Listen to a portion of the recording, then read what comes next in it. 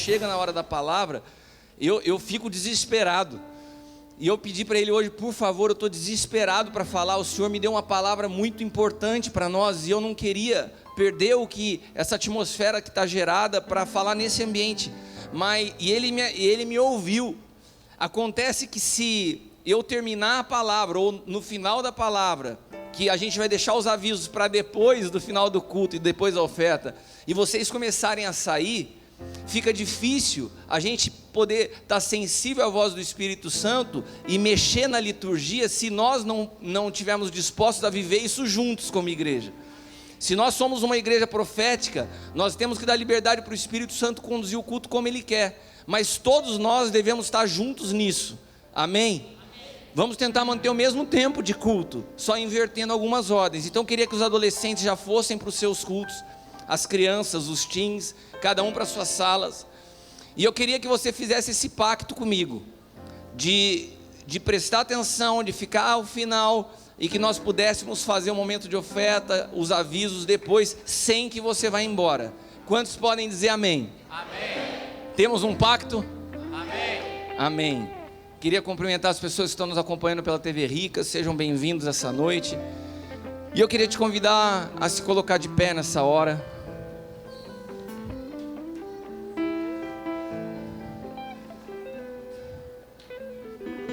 Irmãos, nós estamos vivendo dias importantes. Nós estamos vivendo dias especiais. Sabe, essa última canção que fala que eu afundei meus barcos no cais, ela expressa uma realidade. O dia que você decidiu por Cristo foi uma decisão que não tem volta. É uma decisão que você e eu não podemos mais olhar para trás. Nós não temos para onde voltar, nós não temos escolha. Eu quero te dizer uma coisa: depois que Cristo chegou na sua vida, você não serve nem para ser desviado, porque você no mundo nunca mais você vai ter prazer que você tinha antes.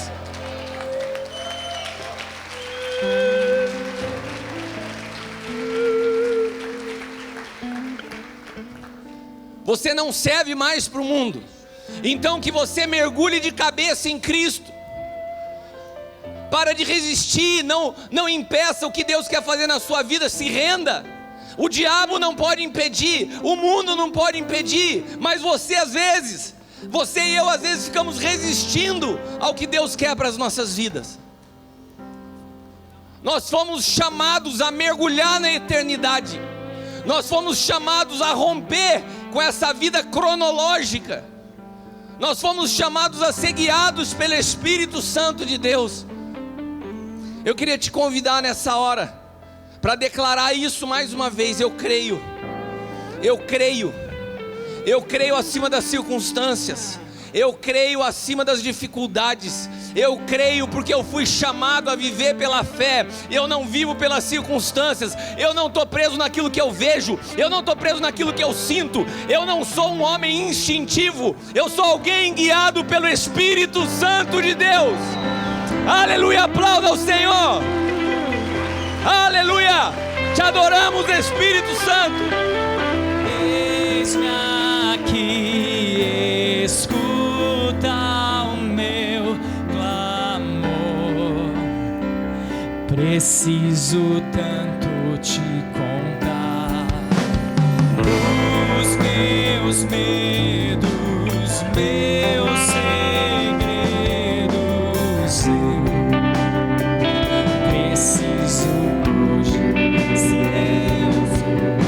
sou tão fraco, tão pequeno sou. Eu não mereço teu amor, mas a tua graça declara.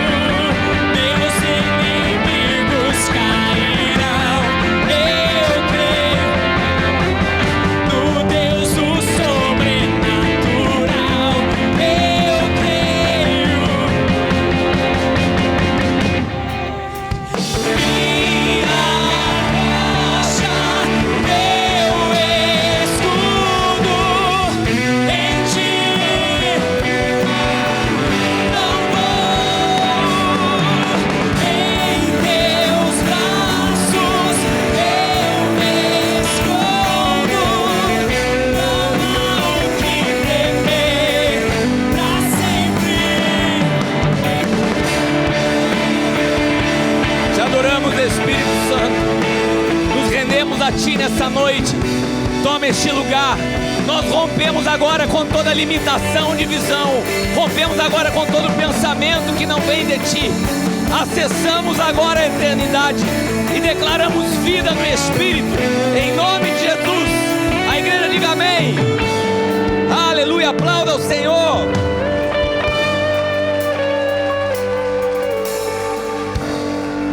Aleluia, você pode se assentar.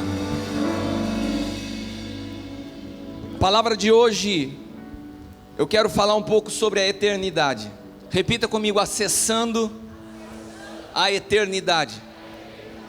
Em Gênesis capítulo 1, versículo 26, diz a palavra que a Trindade participava da criação, quando se ouve então uma expressão que diz: façamos o homem a nossa imagem, conforme a nossa semelhança.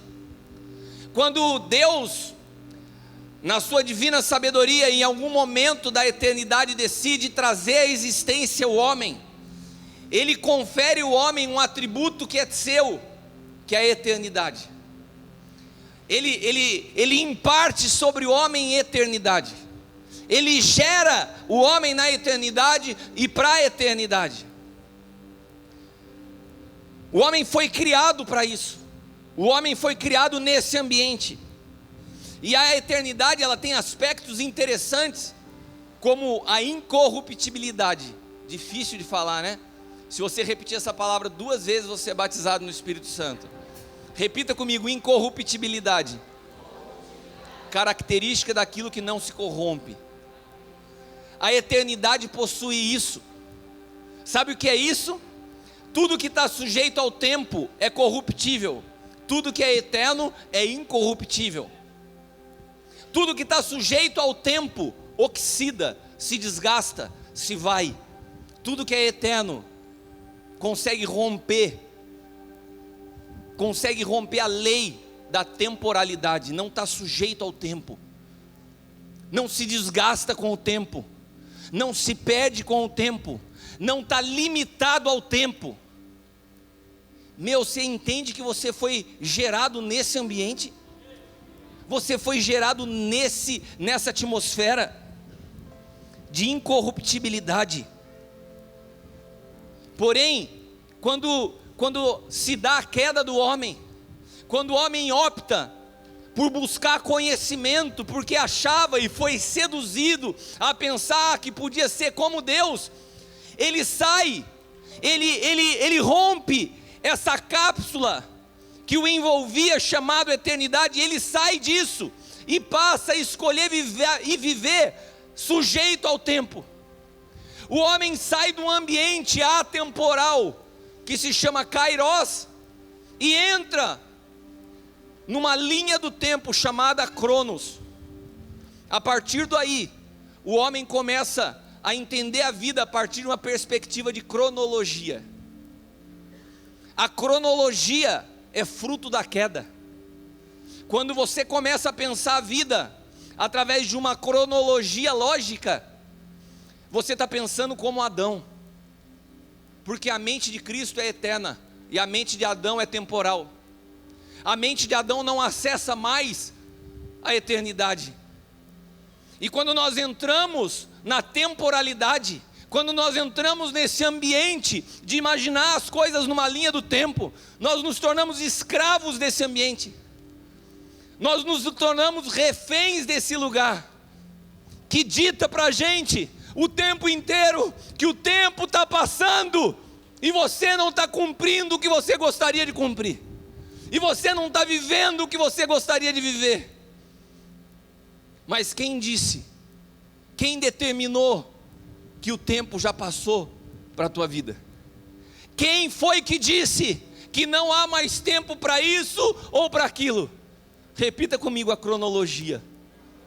A cronologia dos fatos, a cronologia da história, a cronologia das culturas, que determina que um jovem tem que entrar na faculdade com 18 anos, e se ele entra mais tarde, ele entrou tarde. Esses dias na escola de profetas eu falava, eu entrei na faculdade de engenharia com 17 anos de idade. Se fosse hoje, eu escolheria ter passado mais tempo para entrar com um pouco mais de maturidade na faculdade. Quem determinou que alguém com 17 anos está apto a fazer uma faculdade? Quem foi que disse que é o melhor? Pode ser para uns, não para outros. Nós não fomos criados como um bando. Nós temos identidade, nós somos únicos em Deus. O tempo da minha vida é diferente do tempo da tua vida. Eu não quero ser sujeito a uma cronologia humana. Assuntos como faculdade, assuntos como casamento. Está aqui o casal de pombinhos que voltou da lua de mel. Quantas vezes você foi marcada por essa cronologia? O tempo está passando. O seu marido estava do teu lado. Deus já sabia de todas as coisas. Deus já estava olhando você na lua de mel em Cancún, quando você estava chorando, falando: Senhor, o tempo está passando na minha vida. E Ele, eu acho que olhava para você como uma filha amada e falava assim: calma, minha filha. O tempo de um é com 20 anos. O tempo com o outro é 25 anos com você depois. E você vai desfrutar do mesmo jeito que antes. Quem te disse que tem uma idade certa para casar? Quem te disse que o tempo passou para a tua vida? Quem te disse que você não está apto a fazer uma faculdade hoje? Quem te disse que já não há mais tempo para prosperar? Por que você olha para as circunstâncias? Por que você olha para a cronologia? Sabe por quê? Eu vou te responder. Porque você está preso ao tempo. Porque quando você está preso ao tempo, a tua mente natural não acessa a eternidade. Então você olha a realidade à sua volta e fala: para mim não dá mais tempo para prosperar. Porque eu podia hoje, com o conhecimento que eu tenho, não ter cometido os erros que eu cometi. Mas quem disse que o conhecimento que você tem hoje não pode te fazer prosperar hoje? Quem disse que 50, 60 anos já não é mais tempo para tentar outra vez? Quem te falou isso? Da onde você tirou isso? Por que tem pessoas que chegam com seus 60 anos e já estão pensando na aposentadoria? No momento com maior experiência, com maior bagagem, com maior maturidade, onde tem muito ainda a fazer. Porque nós somos sujeitos a uma temporalidade que desgasta, que corrompe, que maltrata, que oprime a vida de cada pessoa, quando não consegue acessar algo onde nós fomos criados, um ambiente chamado eternidade. Sabe por quê? Porque a nossa natureza se transformou em uma natureza corruptível. A nossa natureza se transformou numa natureza adâmica, caída e temporal. Essa é a maior maldição que o homem carrega. Sabe qual foi o maior desafio de Cristo? Se encapsular num homem chamado Jesus. O maior desafio de Cristo foi sair do ambiente chamado eternidade e entrar num lugar limitado ao tempo. E esperar por 30 anos alguém que passeava na eternidade. Alguém que um dia se apresentou como o Alfa e o Ômega, o princípio e o fim, o Deus que criou todas as coisas, de trás para frente. Porque antes de fazer ele já conhecia o final. E de repente ele vem e se sujeita a uma cronologia do tempo. Ele se sujeita à natureza do homem caído. Ele obedece e respeita o tempo, para poder de novo libertar o homem desse ambiente de prisão chamado tempo. Esperou por 30 anos. E de repente ele começa a manifestar. Depois de 30 anos a eternidade. E na cruz ele rompe, ele acessa novamente o ambiente onde ele vive, esse ambiente chamado eternidade, porque a eternidade não tem nem princípio nem fim, não tem nem passado nem futuro, a eternidade engloba o tempo. Ele não disse: eu fui o Alfa e eu serei um dia o Ômega. Ele disse: eu sou ao mesmo tempo Alfa e Ômega, porque eu passeio na eternidade.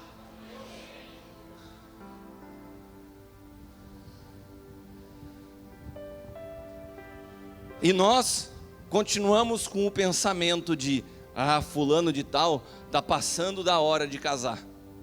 Quem determinou quando passa da hora? Quem é o Senhor do tempo? Quem tem governado o tempo na sua vida? A gente aprendeu a observar a vida através de uma linha do tempo. Sabe por quê? Porque nós nos tornamos corruptíveis. Porque nós perdemos o acesso à eternidade. Porque nós frequentamos a igreja, mas continuamos com uma mentalidade adâmica.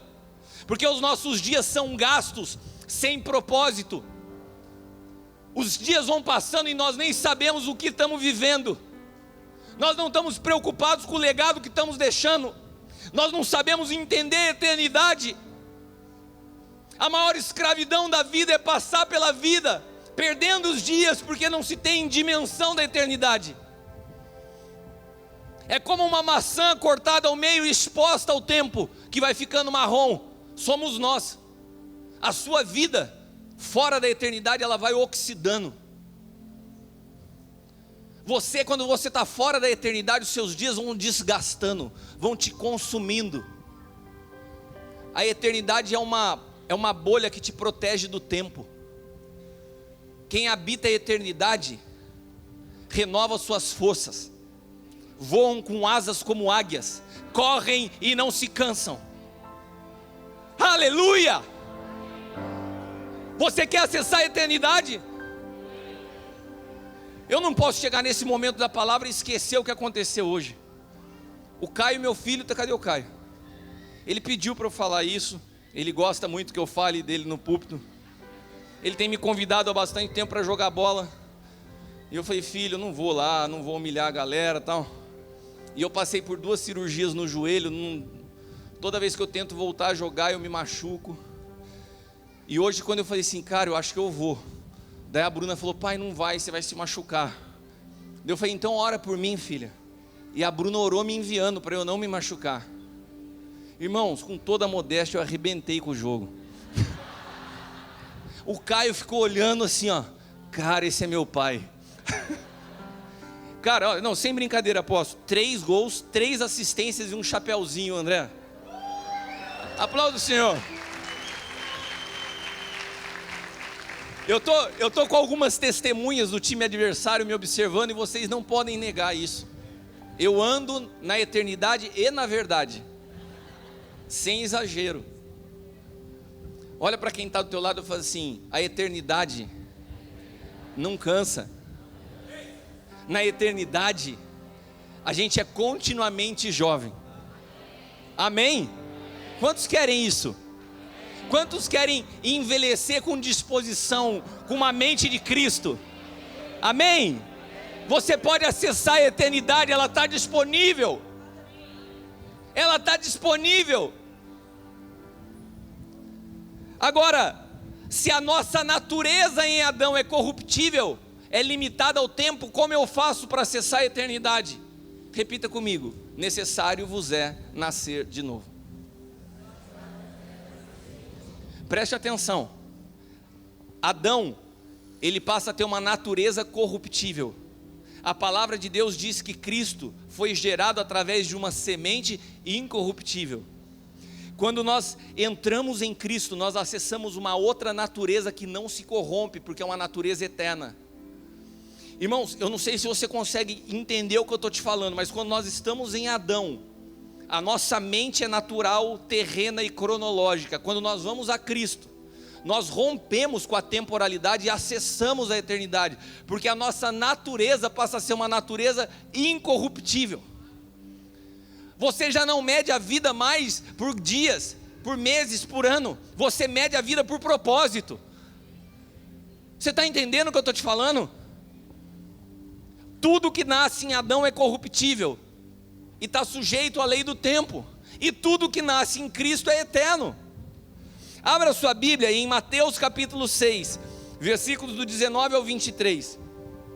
Mateus 6, do 19 ao 23 diz assim: não ajunteis tesouro na terra, onde a traça e a ferrugem tudo consomem, os ladrões minam e roubam, mas ajuntais tesouros no céu, ou em outras palavras, ajuntem tesouros na eternidade, onde nem a traça nem a ferrugem consome, onde os ladrões não minam nem roubam, porque aonde tiver o vosso tesouro, aí estará também o teu coração.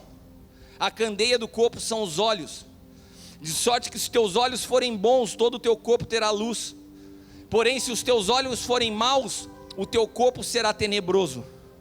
Se portanto a luz que há em ti são trevas, quão grande serão tais trevas? Sabe qual que é uma característica da temporalidade? Quando você está em Adão, é você acumular coisas corruptíveis, porque como você não tem acesso à eternidade, você briga por aquilo que se corrompe, você quer acumular aquilo que se corrompe, você quer se sentir seguro naquilo que se corrompe. Quando eu acesso a Cristo, a minha segurança está em coisas eternas e não em coisas corruptíveis. O dinheiro pelo qual você tanto trabalha e luta, ele é corruptível, ele acaba. Mas a prosperidade que nasce da fonte de Cristo, ela independe da economia do mundo para te sustentar, porque ela é eterna. Aonde você tem colocado o teu coração? Aonde você deposita o teu coração? Aonde você tem gastado os teus dias? Porque quando nós falamos disso, uma das principais características que esse texto aponta, se trata de visão. A visão de alguém temporal é extremamente limitada.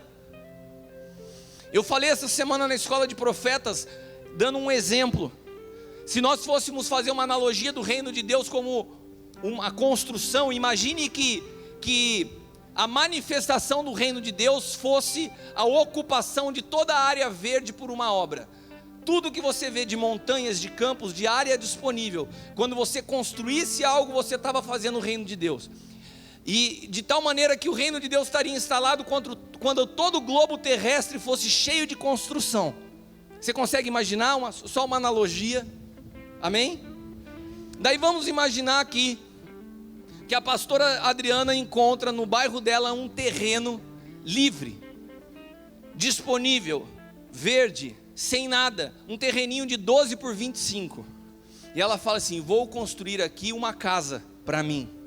Ela está contribuindo com o reino de Deus nesse conceito que eu falei? Sim ou não? Sim, porque ela está preenchendo um espaço dentro dessa concepção do que é reino de Deus, que eu estou fazendo uma analogia. Vocês estão me acompanhando? Daí vamos imaginar que o Rubens chega e fala assim: cara, eu achei uma área do tamanho de um bairro, deu para eu construir várias casas nesse lugar. O Rubens está edificando o reino de Deus, sim ou não? Sim. Ela fazendo uma casa para ela e ele fazendo um bairro.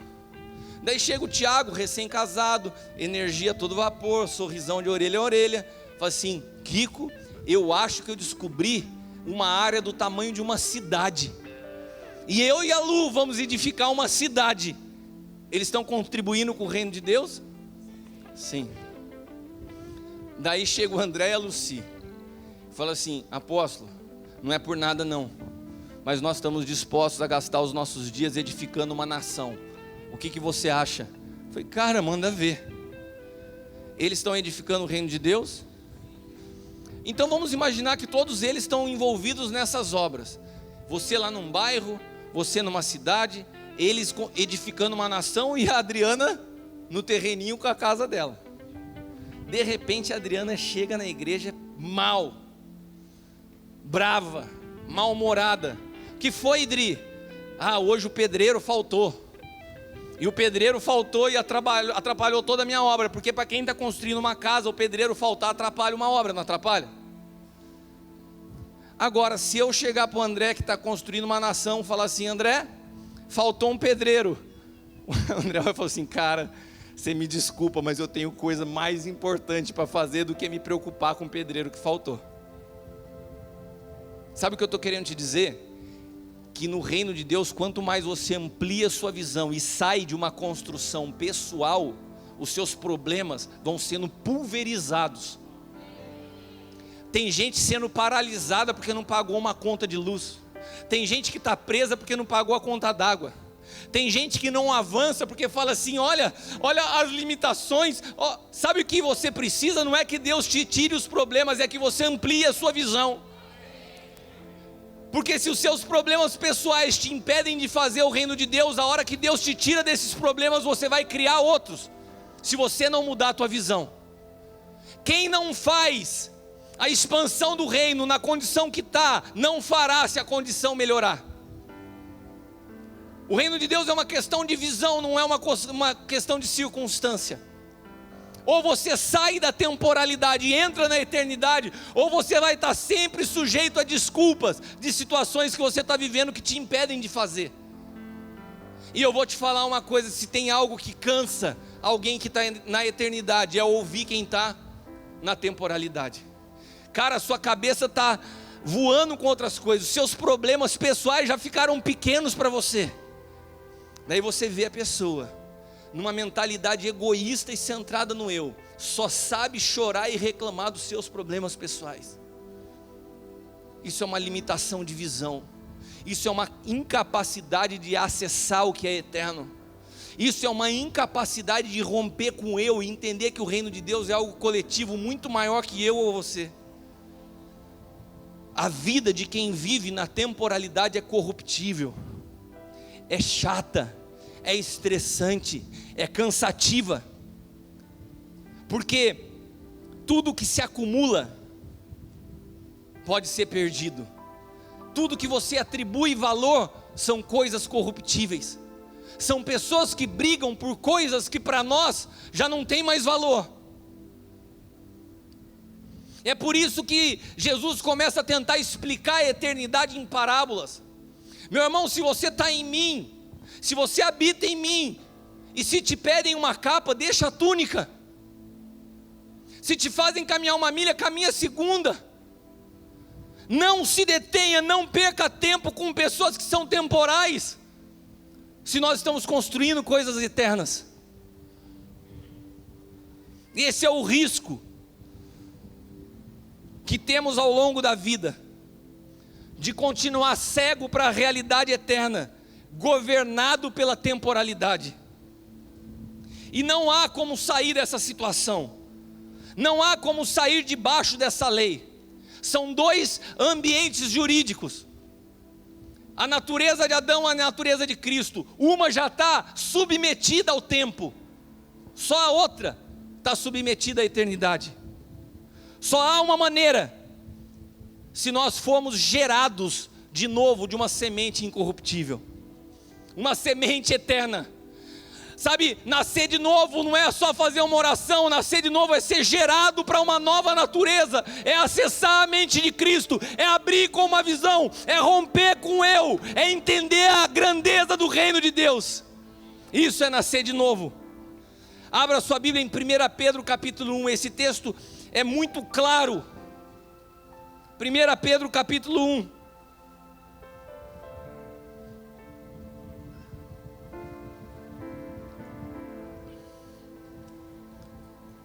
Olha o que está escrito, olha que forte esse texto. Sendo de novo gerados. Pergunta para quem está do teu lado: você já foi gerado de novo? Pedro fala assim: olha, sendo de novo gerados, mas agora não de uma semente corruptível, mas pela palavra de Deus viva e que permanece para sempre. Sabe, a única maneira que você tem de sair dessa mentalidade, de sair dessa lei da temporalidade que te sufoca e te oprime, é você ser gerado de novo, através da palavra de Deus, que é a semente eterna, que é o verbo que se fez carne, que no momento habitou entre nós, mas hoje habita em nós. Quantos estão entendendo? Se nós estamos em Cristo, nós não estamos sujeitos à lei da corruptibilidade. Se nós estamos em Cristo, nós não somos alcançados pelo tempo. A cronologia, que vem exatamente da palavra cronos, ela não pode mais tocar as nossas vidas, porque eu não vivo pelo tempo, eu vivo por um propósito. O que determina as minhas decisões não são as condições externas, são um propósito. Se Deus falou, eu obedeço, e as condições têm que me acompanhar. Eu não espero a melhora das condições para eu decidir. Eu estou cansado de ver gente esperando melhora para mudar. Não, primeiro você obedece, depois as condições te acompanham.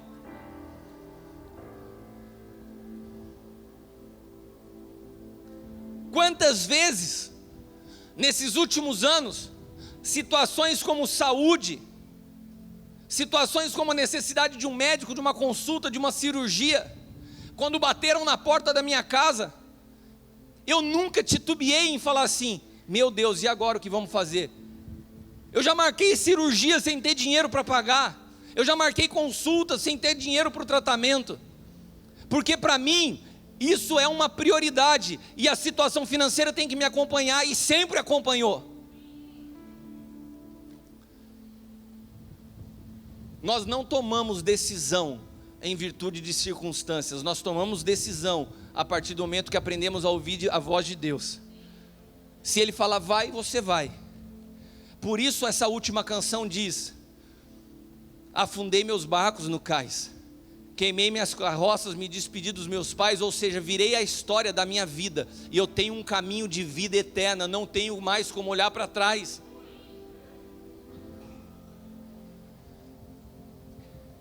Quando nós estamos sujeitos ao tempo, nós nos tornamos pessoas miseráveis. Repita comigo: quem está sujeito ao tempo, carrega um espírito de miséria. Sabe por quê? Porque miséria não é falta de dinheiro, miséria é falta de eternidade. Eu vou repetir isso para você: miséria não é falta de dinheiro, miséria é falta de eternidade. Tem muito rico miserável. Sabe por quê? Porque quem é miserável está sempre lutando e brigando por aquilo que é temporal e corruptível. Quem acessou a eternidade rompe com a miséria. Tem a mente de Cristo, tem uma mente de governo, não é escravo das situações, nunca se sente vítima, nunca se sente inferior, nunca se sente diminuído. A miséria, a sujeição ao tempo te faz te sentir inferior. Quantas vezes, quando o tempo passa e as coisas não acontecem, parece que bate à tua porta uma vozinha que fala assim: e aí? Olha a situação que você está vivendo. Você não é fiel, por que a situação da sua vida, das suas finanças estão assim? Olha quanto tempo você está na igreja, seu marido não muda, a tua esposa não se transforma. E quem é essa voz para nos falar que o tempo passou? A mesma voz que falou assim: ué, Jesus não era amigo de Lázaro? Como que já se passam 3 dias, o cara já está cheirando mal? Para quem habita a eternidade, um morto pode ficar 10 dias dentro de um sepulcro, que a ressurreição, ela consegue romper qualquer laço de morte. Eu não sei a situação na tua vida que eventualmente já está cheirando mal, mas eu quero te dizer que Deus, Ele não precisa de uma cronologia do tempo, Ele rompe o tempo através do seu propósito, e Ele faz do jeito que Ele quer, a hora que Ele quer.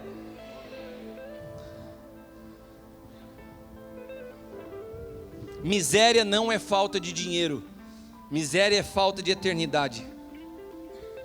A miséria, ela é o governo da mente de Adão sobre o homem, é o acúmulo de tudo que é corruptível. Eu queria te levar a perceber alguns aspectos práticos do que é uma pessoa miserável. Talvez você possa se identificar, talvez você que está me assistindo possa se identificar. Eu me lembro de uma história da pastora Zelinda, que ela conta isso, e eu até pedi permissão para ela para contar. A Zelinda antes de nascer de novo. Repita comigo: a Zelinda já foi miserável. É capaz de você não acreditar nisso, né? Quem via a pastora Zelinda pregando a unção, mas ela já foi miserável. Um dia a mente dela já foi a mente de Adão. E diz a Zelinda que ela comprava perfume, e ela perdia o perfume, porque o perfume se evaporava, e ela não usava, de medo do perfume acabar. Você já viu pessoa assim, que compra perfume e fala: não usa porque vai acabar? Mas você comprou para quê o perfume, meu irmão? Não, mas isso aqui vai acabar, vai que eu não consigo comprar outro. Sabe o que é isso? Miséria. Miséria, você é governado pelo medo de que não vai ter mais. Você já viu aquelas pessoas que ganham no casamento aquele jogo de café, de chá, de cerâmica, de porcelana, e todo dia toma café no copo de requeijão,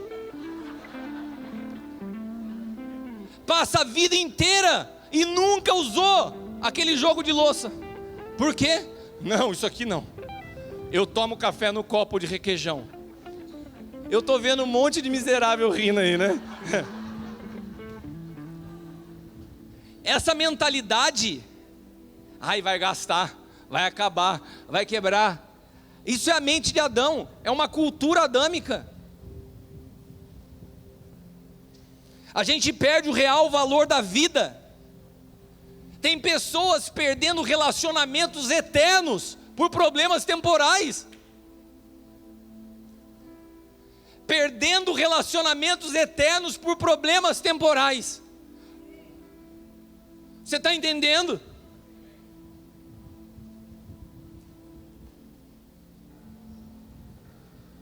Você quer ver um exemplo que me incomoda? Eu posso abrir meu coração sem vocês se chatearem comigo? Me incomoda a Zelinda vir aqui e ficar todo dia implorando para que a gente abra a porta das nossas casas para a célula. Sabe por quê? Porque no meu espírito, o que eu entendo é que existe muita miséria para a gente dizer não. Eu não vou abrir minha casa. Você sabe o que ela está falando? Ela não está pedindo para você abrir a casa dela para fazer uma festinha particular. Ela não está pedindo para você abrir a sua casa para a gente fazer uma churrascada lá. Ela tá falando assim, ó, você pode ceder a sua casa para a gente enviar gente, para evangelizar lá dentro e ganhar pessoas para Jesus? E daí você está assim, ai, será que eu abro e vou sair do meu conforto? Será que eu abro e vão ver a bagunça e a simplicidade da minha casa? Irmãos, eu vou te pedir uma coisa. Poupa Zelinda de ficar aqui implorando por isso. Entenda o que é a eternidade. Sabe, na nossa casa nós tivemos células por 2 anos. Nós temos uma média de em torno de 50 pessoas que fazem parte da igreja hoje, que foram alcançadas na célula da minha casa. Você sabe o que é você ver pessoas crescendo, avançando no espírito, e você falar, eu lembro o dia que chegou lá em casa. Sabe, a miséria é uma coisa terrível. A miséria te impede de enxergar o reino de Deus. Para mim é triste.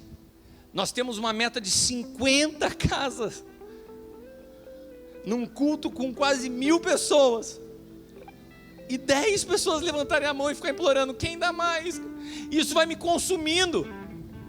Eu falo, apóstolo Hélio, por favor, não faz isso. Eu sei que tem que fazer, eu sei que eles estão corretos, mas isso é um espírito de miséria.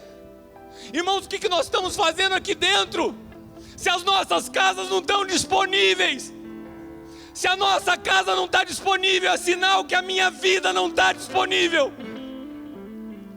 Porque se você entregou a sua vida ao reino, se você queimou os seus barcos no cais, então a tua casa já não é mais direito teu.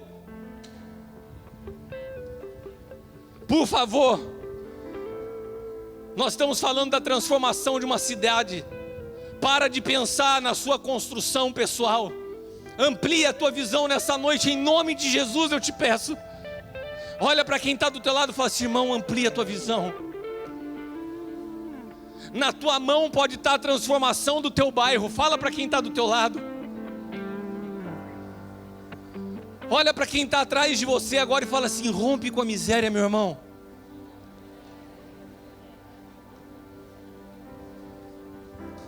Abra sua Bíblia no Evangelho de Lucas, capítulo 17. Lucas 17, versículos do 9 ao 10, tem um texto muito interessante.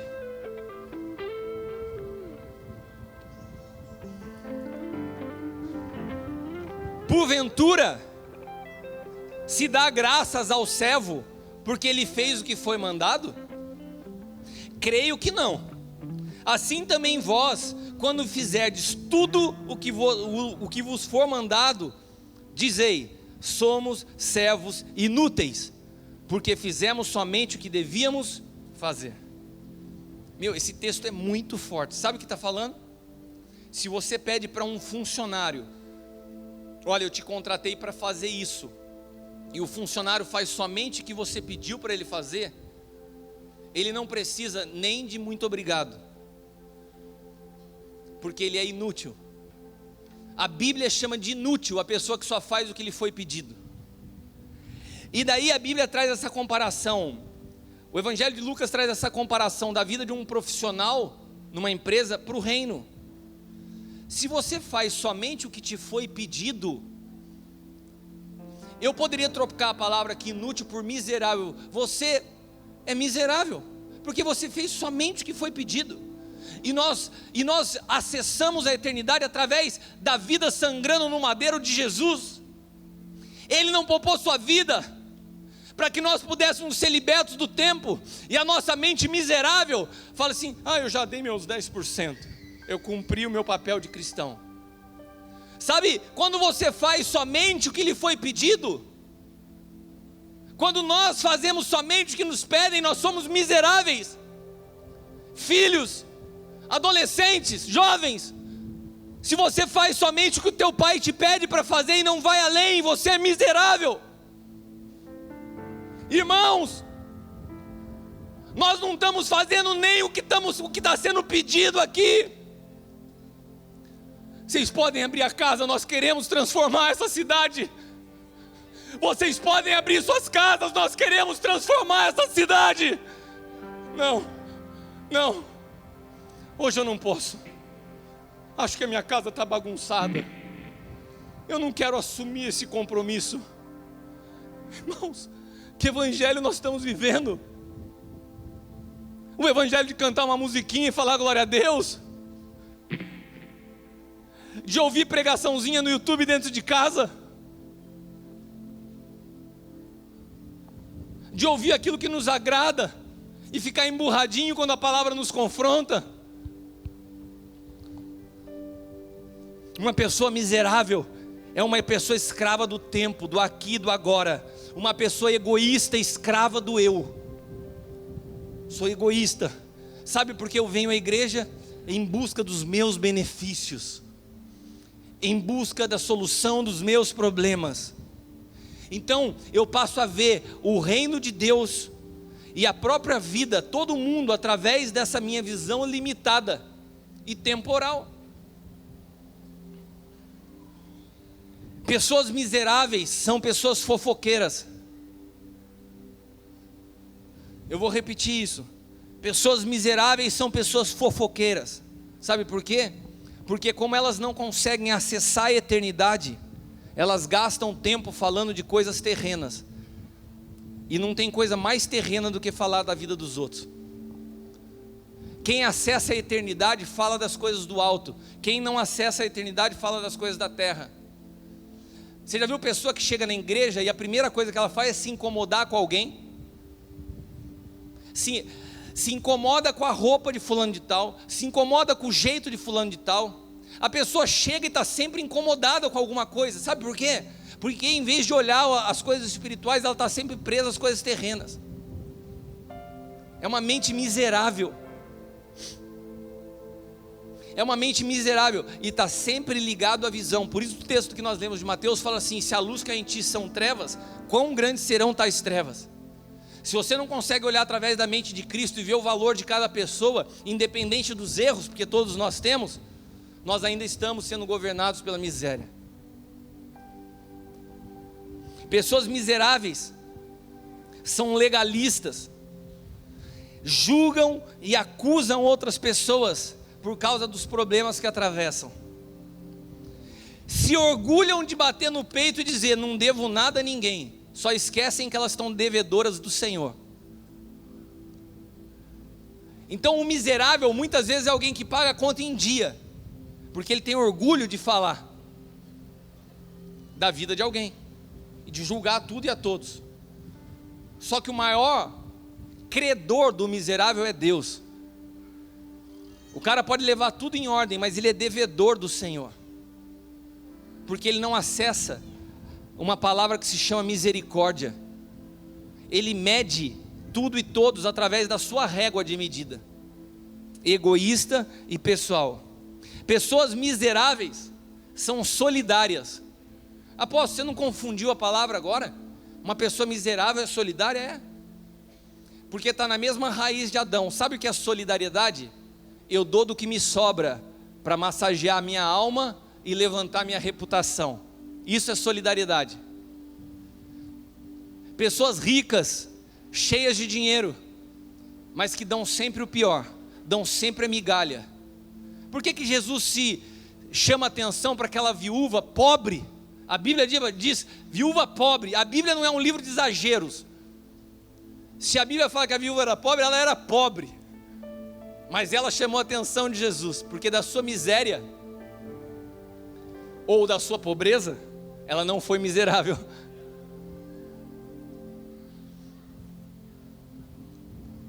Mas uma pessoa miserável, ela é solidária. Essa viúva, ela deu de tudo que ela tinha. Agora, o miserável solidário, ele dá só do que sobra. Eu gastei tudo nas primícias, agora não está sobrando nada. Quando sobrar eu volto a dar. É fiel um dia e infiel mais 2 meses. Até dar uma levantada de novo e poder voltar a dar. Cara, isso é uma mentalidade terrível. Nós somos governados por isso.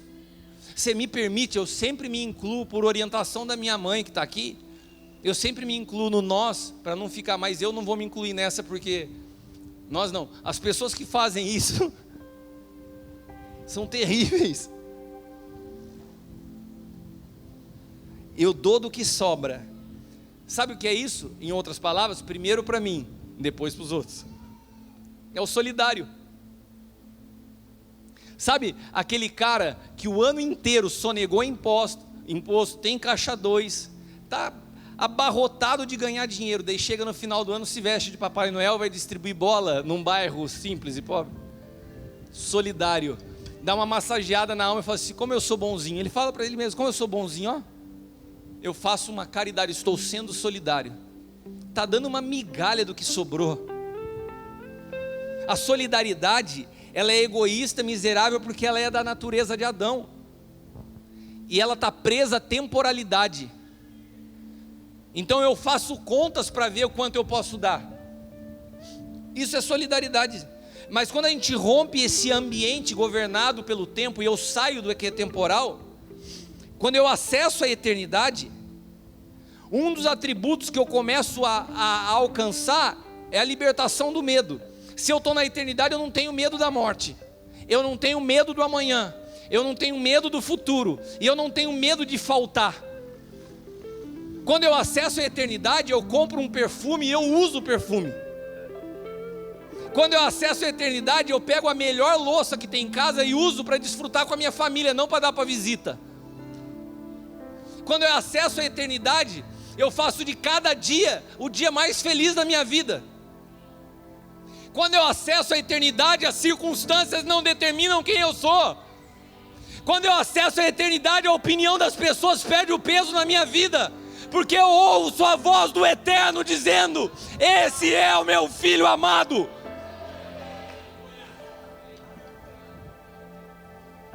Quando eu acesso a eternidade, eu acesso a generosidade. Generosidade nasce da mente de Cristo. Por isso eu dou pensando primeiro no outro, e eu fico sempre em segundo plano. A generosidade não faz conta para dar. Abra a sua Bíblia em 2 Coríntios capítulo 8, versículos do 1 ao 3. 2 Coríntios 8, do 1 ao 3. Também, irmãos, vos fazemos conhecer a graça de Deus dada às igrejas da Macedônia, como em muita prova de tribulação, ou em outros textos, em profunda pobreza, houve abundância do seu gozo, ou em outras palavras, eles ficaram muito felizes. Na sua profunda pobreza abundou em riquezas de generosidade. Como que pode? no auge da pobreza, eles tiveram a alegria de ser generosos. Repita comigo: essas pessoas não eram governadas pelo tempo. Essas pessoas acessaram a eternidade. Quando você acessa a eternidade, as tuas decisões não estão limitadas às circunstâncias, e você faz com alegria, porque você entende que você está construindo algo eterno. Você se move por propósito. A generosidade é uma característica de quem habita na eternidade. A generosidade não se torna refém do medo, porque quem é generoso nasceu de uma semente incorruptível. Romanos 14, 17. E nós já vamos encerrar. Porque o reino de Deus, repita comigo: o reino de Deus é eterno. O reino de Deus não é comida nem bebida. Olha para quem está do teu lado e fala assim: o reino de Deus não é temporal. O reino de Deus não é só suprir necessidade. O reino de Deus não é comida nem bebida, mas justiça, paz e alegria no Espírito. Aleluia!